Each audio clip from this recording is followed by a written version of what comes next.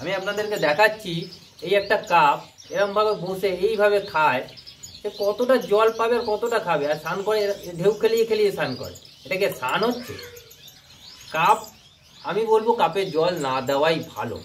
First কথা, শীতকালে চীনামাটির cup, জল দেবেন ঠান্ডা হয়ে যাবে। ও আরেকটা কথা বলে দিই, পাখি সুস্থ আছে না অসুস্থ আছে সেটা আপনারা কি করে বুঝবেন জানেন? কোনো ব্যাপার না, আমার পাখি ডেলি স্নান করে, শীত বর্ষা গ্রীষ্মে স্নান করে। পাখি যত স্নান করবে তত সুস্থ থাকবে, বাচ্চা মরার হার অনেকটাই কমে যাবে। যে আগের ভিডিওটা আপনারা দেখেছেন না, এত সুন্দর ব্রিডিং প্রোগ্রেস। নমস্কার বন্ধুরা, আমি তন্ময়, সর্দার বার্ড সেভের ইউটিউব চ্যানেলে আবারও একটি নতুন এপিসোডে আপনাদেরকে স্বাগতম। তো বন্ধুরা, আপনারা অনেক দিন ধরে আমাকে কমেন্ট করছেন, হোয়াটসঅ্যাপে মেসেজ করছেন যে এই শীতকালে পাখিকে কিসে জল দিলে সবথেকে ভালো হয়। বাটিতে জল দিলে ভালো হয়, না ফিডারে জল দিলে ভালো হয়, না কাপে জল দিলে ভালো হয়। আজকে সেই বিষয়ে ভিডিও বানাতে চলেছি, তাই ভিডিওটি আপনারা সম্পূর্ণ শেষ পর্যন্ত দেখতে থাকুন। বন্ধুরা, তাহলে শীতকালে পাখিকে কিসে জল দিলে সবথেকে ভালো হবে, তাই তো? তো আমি বলবো শীতকালে পাখিকে বাটিতে জল দিলে সবথেকে ভালো হয়। তা আপনারা হয়তো আমাকে কমেন্টে জানাতেই পারেন যে বাটিতে জল দিলে তো পাখির ঠান্ডা লেগে যাবে, পাখি ঠান্ডা লেগে অসুস্থ হয়ে যেতে পারে। হ্যাঁ, হবে। সব কিছু আমি ডিটেলসে আলোচনা করছি, কি ফায়দা আছে কি লোকসান আছে সব কিছু এই ভিডিওতে ডিটেলসে আলোচনা করব। এই ভিডিওটি আপনারা দেখতে থাকুন, অনেক কিছু ইনফরমেশান টিপস এই ভিডিওতে পেয়ে যাবেন। তো ফার্স্টে আমি আপনাদেরকে বাটি সম্পর্কে বলি। যেমন আমার ফার্মে সবসময় আমি পাখিকে বাটিতেই জল দিই। বাটিতে সুবিধা আর অসুবিধা দুটোই আপনারা জেনে রাখুন। বাটিতে সুবিধা হচ্ছে, পাখি যখন ডিম হ্যাচ করে তখন তার রেগুলার বেসিস স্নান করার প্রয়োজন আছে, কারণ সে ডিম হ্যাচ করছে, তার পেটটা গরম হয়ে যাচ্ছে, সে স্নান করবে আবার ডিমে গিয়ে বসবে, পাখিটা সুস্থ থাকবে। এটা একটা কারণ। আবার অপর দিকে যদি আপনারা দেখতে যান অসুবিধা, বাটিতে পাখি স্নান করছে, পায়খানাও করে দিচ্ছে, সেই পায়খানা জলটা আবার পরেক্ষণে এসে খাচ্ছে, সেটা একটা অসুবিধা। সেই পায়খানা জল খেলে অসুস্থ হয়ে পড়বে, তখন আপনাদের খাটনি বেড়ে গেল। যেমন আমার খাটনিও বেড়ে যায়। সকালবেলা জল দিলাম, পাখি জল খেলো, স্নান করলো, নোংরা করে ফেললো, ঠিক দুপুরবেলা এসে আবার ওই নোংরা জলটা ফেলে দিয়ে ফ্রেশ জল দিতে হবে। দিনে একবারই পাখি স্নান করবে, কোনো রকম অসুবিধা নেই। যতবার জল দেবেন ততবার স্নান করবে না, একবারই স্নান করবে। এটা সুবিধা আর অসুবিধা গেল, তা খাটনিটা বেড়ে গেল আপনার। এবার যারা মনে করছেন আমরা অফিসে কাজ করি, অন্যান্য কাজের সাথে যুক্ত আছি, তো কী করব, তাদেরও একটা উপায় আছে, তাদের কথা আমি বলে দিচ্ছি।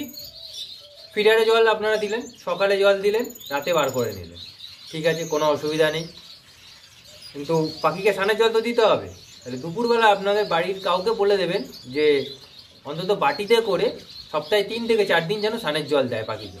রেগুলার দিলে তো খুবই ভালো হয়, আর না পারলে 3 থেকে 4 দিন কিন্তু দিতেই হবে, মাস্ট। কারণ ডিম হ্যাচ করছে যেহেতু পাখি, তার পেট ঠান্ডা রাখতে হবে, প্লাস ডিম হ্যাচ করে সেই ভিজে গায়ে পাখি ডিমে বসবে, ডিমের খোসাটা পাতলা হবে, বাচ্চা বেরোনোর সময় কোনো রকম অসুবিধা হবে না, বাচ্চা মরে যাওয়ার চান্স অনেকটাই কমে যাবে। ডিমের ভিতরে দেখেন না বাচ্চা মরে যায়, পাখির স্নানের একটা মেন বড় কারণ। ঠিক আছে, তো এবার আসি কাপে। কাপে জল দিলে সুবিধা আর অসুবিধা। কাপে জল দিলে সুবিধা যেটা হচ্ছে, পাখি স্নান করতে পারে না। যে অনেকেই বলে যে দাদা আমি তো কাপে জল দিই, পাখি স্নান করে। ওইটা স্নান বলে না, ছেলে খেলা। কাপে জল দিলে ছেলে খেলা হয়, স্নান হয় না। পাখি ঠিকঠাক খেতেও পারে না।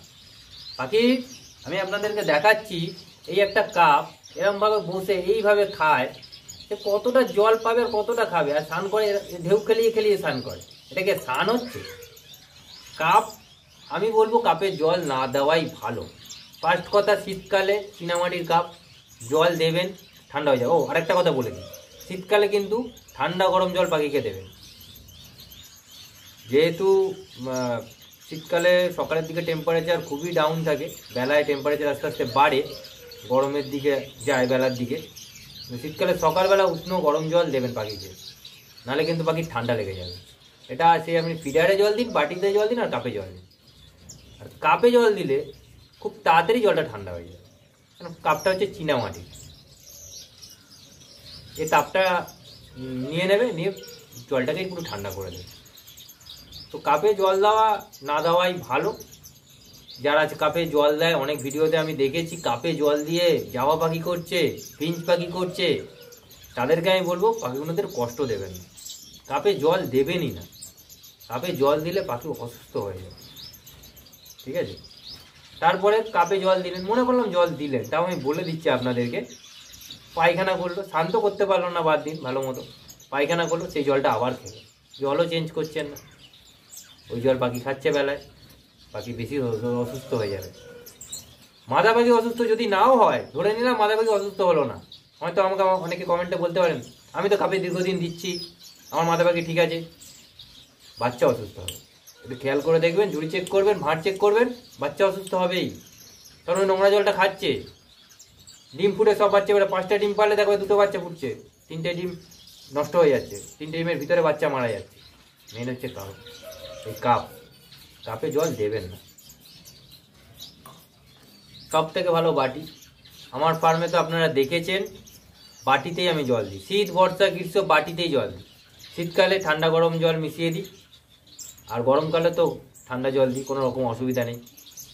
আর আমি কেনা জল খাওয়াই, অনেকে পিওরিতে খাওয়ান, খুব ভালো কথা, কেনা জল অবশ্যই খাওয়াবেন, পাখির পেটের সমস্যা 80-90% কমে যাবে, পেটের কোনো প্রবলেমই আসবে না সেরকম একটা। এই 15 টাকা 20 টাকা করে জল কিনতে পাওয়া যায়, কিনে নিয়ে আসবেন, কিনে নিয়ে এসে জলটা খাওয়াবেন, সব থেকে ভালো, পাখি সুস্থ থাকবে।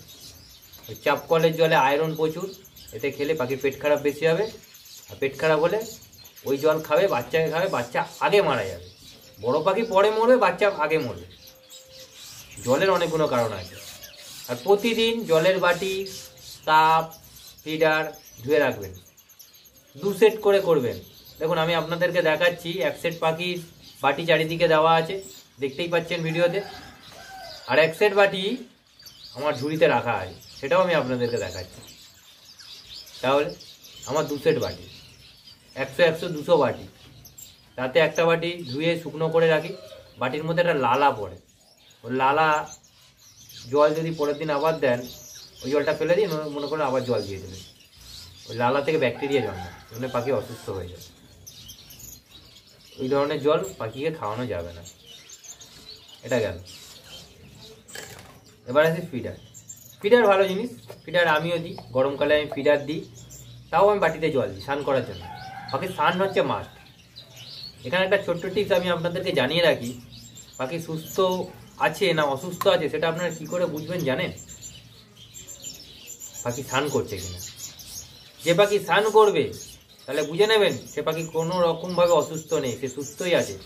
আর যখনই দেখবেন পাখি স্নান করছে না, তাহলে বুঝবেন তার কোনো ইন্টারনাল কোনো প্রবলেম আছে, তার পেটের সমস্যা হতে পারে বা অন্যরকম যে কোনো সমস্যা হতে পারে।